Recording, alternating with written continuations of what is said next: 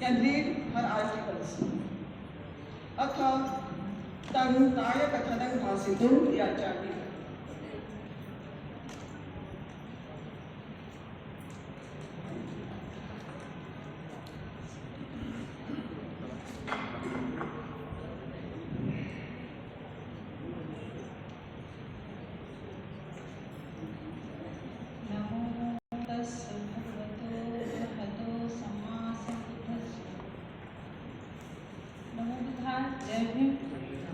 जय सर्वप्रथम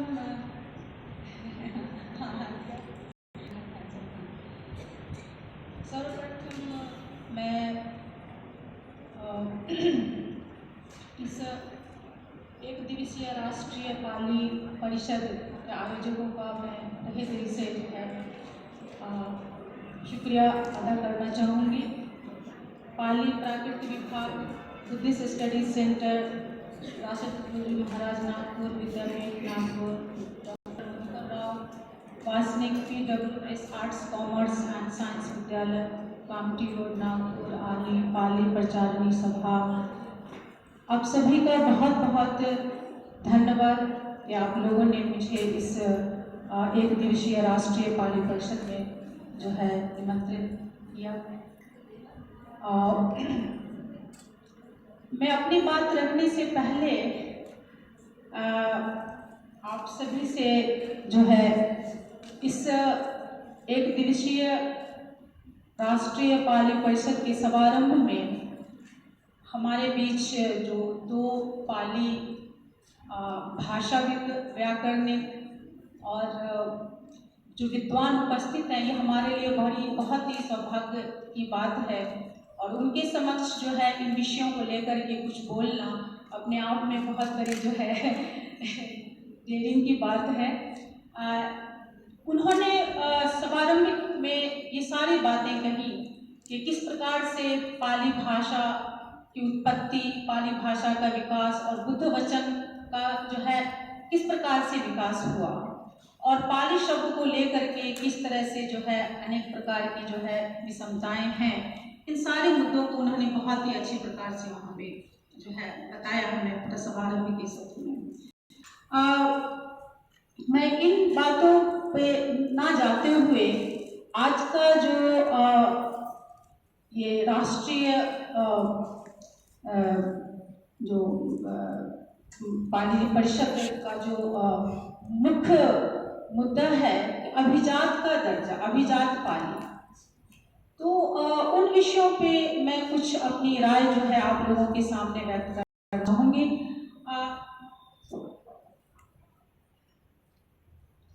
लेकिन उसे शुरुआत करने से पहले मैं एक धम्मपद की श्लोक है, उस धम्मपद की श्लोक से मैं प्रारंभ करूंगी। असाहसेन धम्मेन समेन नयति परे धम्मस्य गुप्तो मेधावी धम्मट्ठो ती पहुंचते। इसका अर्थ ये है, हिंदी और इंग्लिश दोनों में मैं बताऊंगी। और मैंने ये जो है धम्मट्ठ वर्ग का जो 257 ये गाथा नंबर है, क्यों मैंने लिया है ये भी मैं बताऊंगी आपको। इसका अर्थ ये है कि जो व्यक्ति धीरज के साथ धर्मपूर्वक निष्पक्ष होकर दूसरों का मार्गदर्शन करता है वह धर्मरक्षक, मेधावी, धर्मिष्ठ कहा जाता है। और parallelly we can see the translation in English, judging other without haste, justly and impartially, such wise person, guardian of law, is called righteously.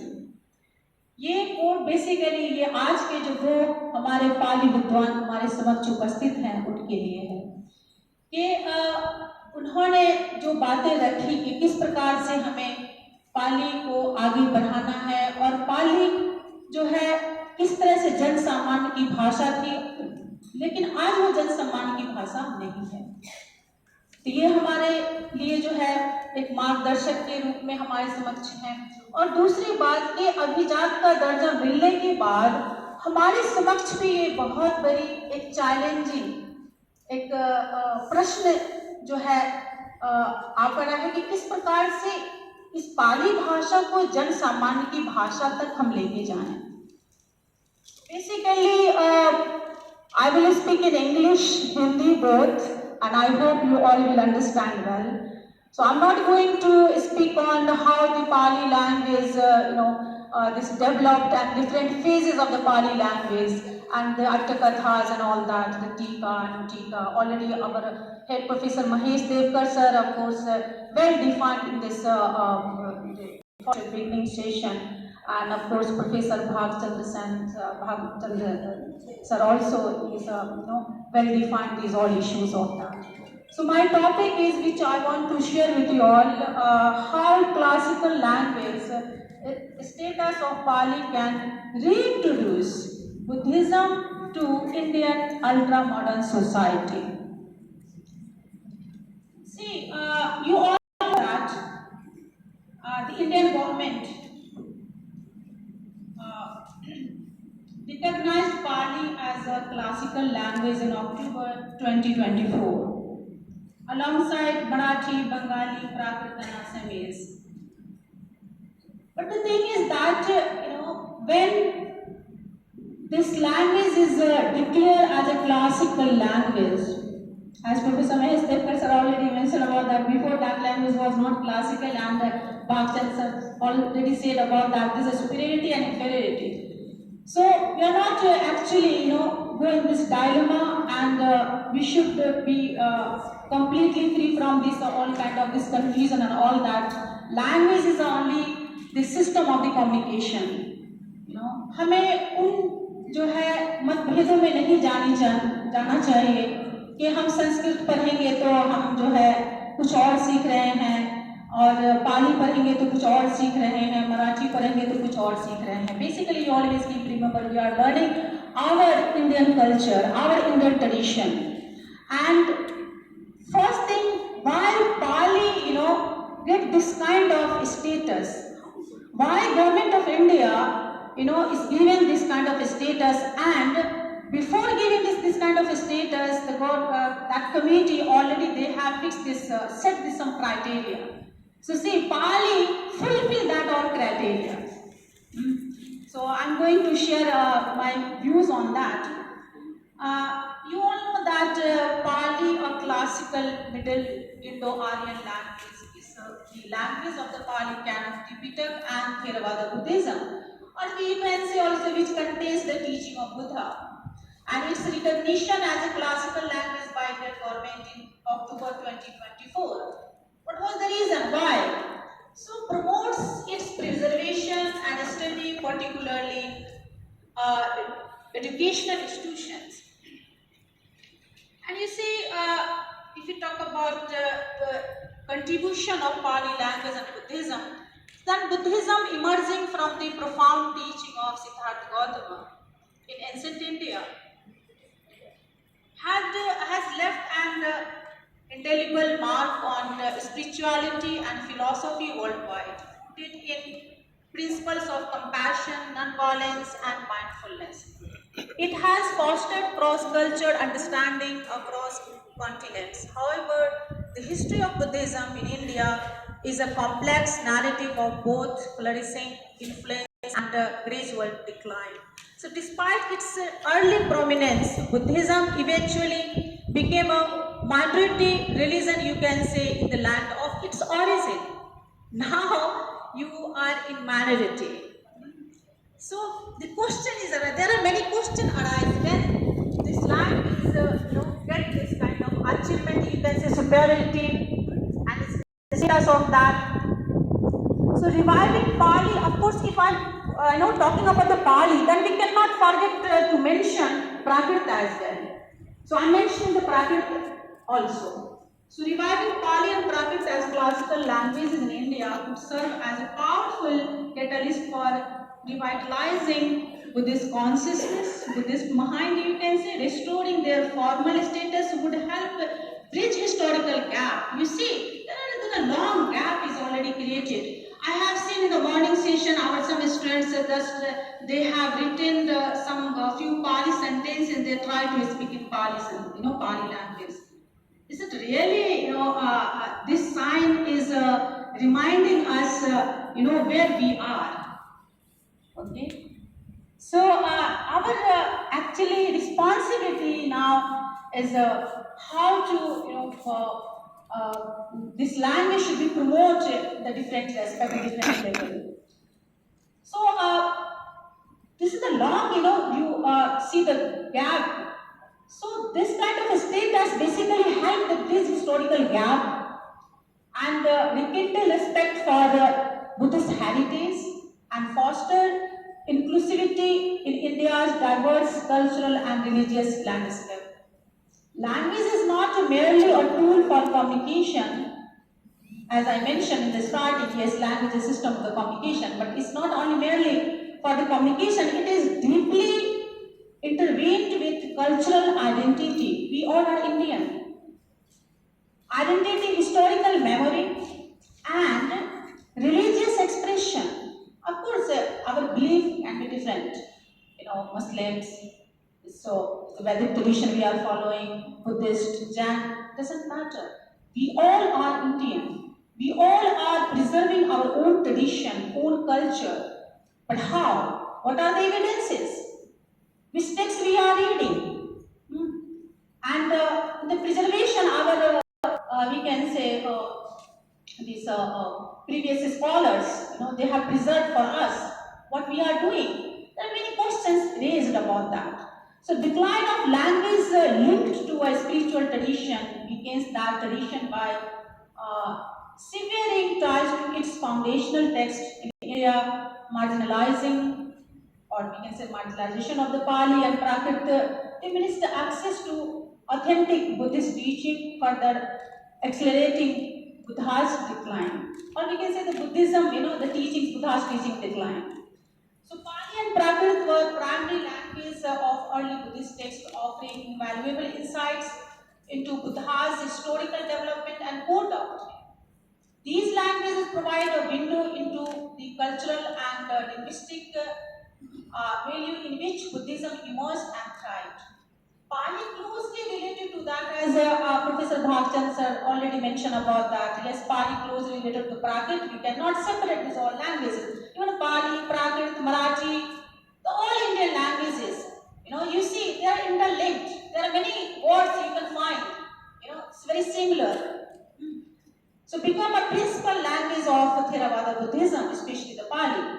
So Tripitaka, the three baskets which we call it, the general sense, you all know about that. The foundational scripture of the Theravada tradition is composed in Pali and encompasses the Buddha's teaching, monastic rule and philosophical discourses.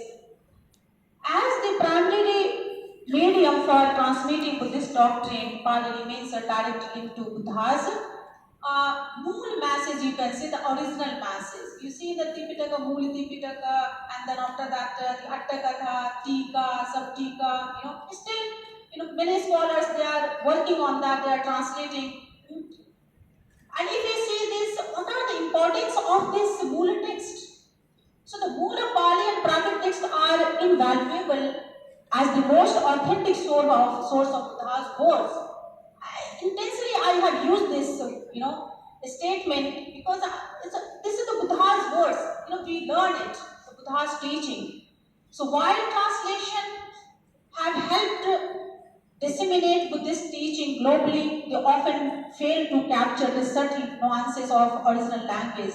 Misinterpretation and simplification can dilute the depth of Buddhist philosophy. Therefore, access to these texts in their Mool form enhances the comprehension and practice of Buddhism in its purest form.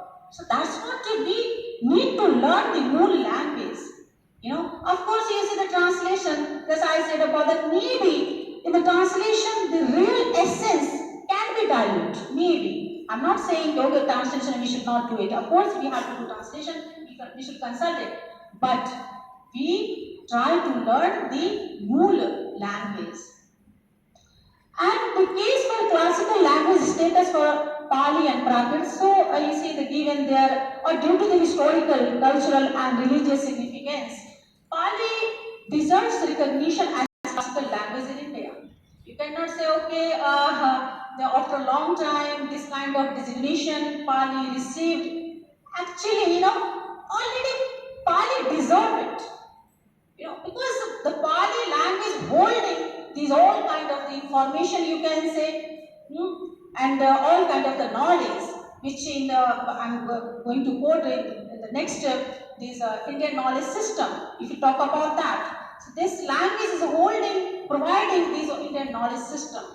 So this designation would promote their study, encourage research, and integrate them into the education system. Recognizing its role in India's heritage would not only preserve its legacy, but also make it relevant in modern world. We are a part of the ultra-modern society.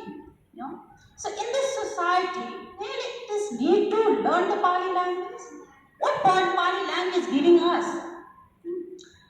So reviving the cultural heritage, if you learn the Pali, then what we are gaining? Reviving the cultural heritage. So granting classical status to Pali and Prakrit would help revive crucial aspects of India's cultural and religious history. It would instill a deeper sense of pride and identity, and reinforcing Buddha's contribution to India's historical development. Promoting interfaith understanding. You see, there are many, different religion has many, you can say, differences of that. And conflict, basically the conflict. So the promotion interfaith understanding, the recognition of Pali and Prakrit can foster greater interfaith dialogue and mutual respect. We can develop the mutual respect regarding these other religions, Buddhism, Jainism, so on. So by facilitating deeper engagement with historical Buddhist texts, this initiative would bridge gap between Buddhism and other religious traditions, promoting a more harmonious and inclusive society. And reviving the Buddhist practices. Nowadays, you see there are many modern Buddhist masters. They have established meditation centers. For example, is in Goenkaji, and in our department, our HOD Professor Mahesh Devkar sir is present here. Many applied courses we have introduced in our department. This is not in Indian institutions. Only in Pune University, actually, introduced this kind of applied courses, and we are looking after that. So one course is Buddhist psychology and psychotherapy. And our students, they do this meditation, 10 days meditation program. This is the integral part of our curriculum. So see, if people will learn it, they will understand the real essence of this practice. Why practice is important. You all know that I'm not going to these all terms and conceptual words. Padiyati, Patipatti and Pativeda. You all know that. Basically, my question was how this status, reintroduce this Buddhism and Buddha's teaching in this society. This is my actually this main focus on it, and I'm sharing these all points of that. Study of Pali and Prakrit would also contribute to a resurgence of Buddhist practice in India. Easier access to original text would lead to a more informed and authentic engagement with the Buddhist tradition. The core value of compassion, mindfulness practice, and non-violence, deeply embedded in Buddhist teaching, could play a vital role in fostering ethical and peaceful society in the modern world. You see, how we are, completely forgetting, not to say the forgetting, actually completely disregarding the ethical policies and ethics and morality. We forget our morality. Whatever you want, you are ready to, मतलब आप जो है किसी भी level पे अपने आप को कम करने को तैयार होते हैं कुछ छोटे से गेन के लिए, लेकिन अपनी मोरालिटी को आप खो देते हैं. So this teaching is really, cultivate our own morality, our own personality, and the concrete steps towards classical language status for Pali and Prakrit. Of course, already, I have added the Prakrit as well. So achieving the classical language status for Pali and Prakrit require a comprehensive approach involving educational reform. This is our responsibility.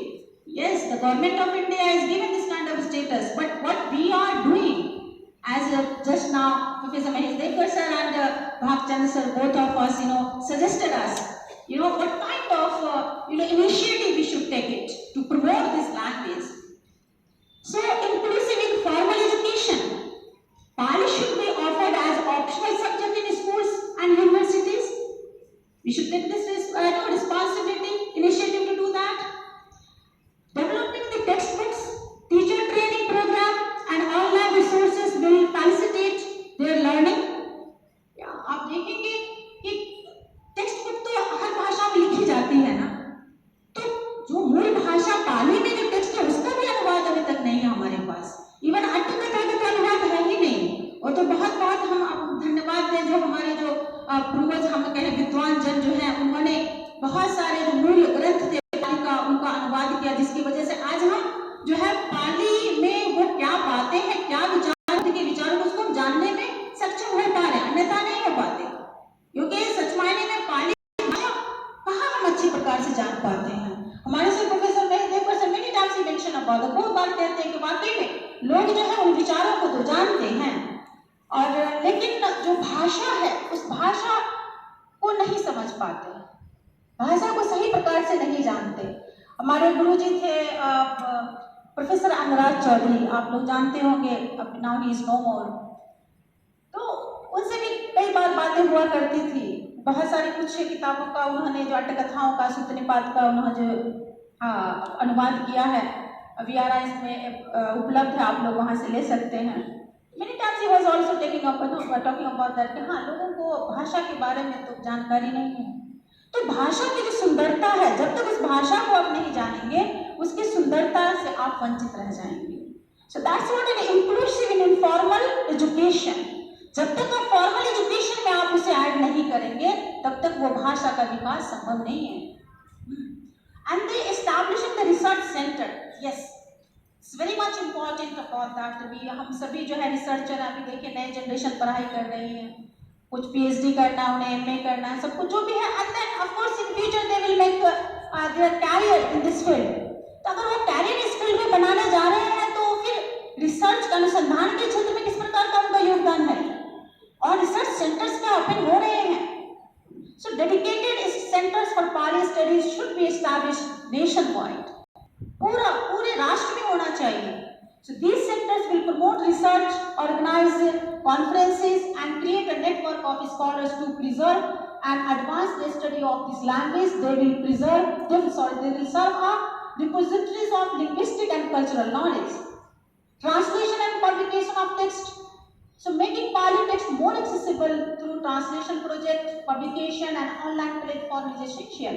Translating this text into modern language will bridge the gap between ancient teachings and contemporary audiences, enabling a broader understanding of Buddhist philosophy, Indian knowledge system, and so on. Cultural activities and celebration. We celebrate different different kinds of the festivals and all that. Really, are we use these Pali words, and Buddhist traditions? So, festival, recitation of Pali, Buddhist scriptures, dramatic performances, and seminar on Buddhist philosophy can foster interest in Pali. So these all are the means, we can develop interest toward these languages, और लोगों के बीच में भी लोगों का भी हम रुचि, जब इस तरह का हम प्रयोग करना शुरू करेंगे तो लोगों की भी रुचि इसमें बढ़ेगी, लोग भी पढ़ना चाहेंगे कि आखिर ये पाली भाषा है क्या। And the government support and recognition, of course. If you have to establish the center, if you have to do this, translate any book and publication, and if you are going to organize any kind of the celebration, definitely you need the financial support. Without financial support, you can't do anything else. So government support and recognition is very much important. So government involvement is critical in securing the classical language status for Pali and Prakrit, and funding for educational program, research and cultural events can ensure sustainable growth, public awareness campaign and the policy initiatives will further strengthen the presence of these languages in academic and society. I'm talking about the society, So how this status, reintroduce, because these all kind of the initiative reintroduce the Buddha's teaching. People will understand how this teaching is important in our life, and this teaching is an integral part of my life, of our life, of this society. Because this teaching is basically talking about the humanity. There is no any kind of the discrimination. So we have to understand the essence of that teaching. And see, if we are going to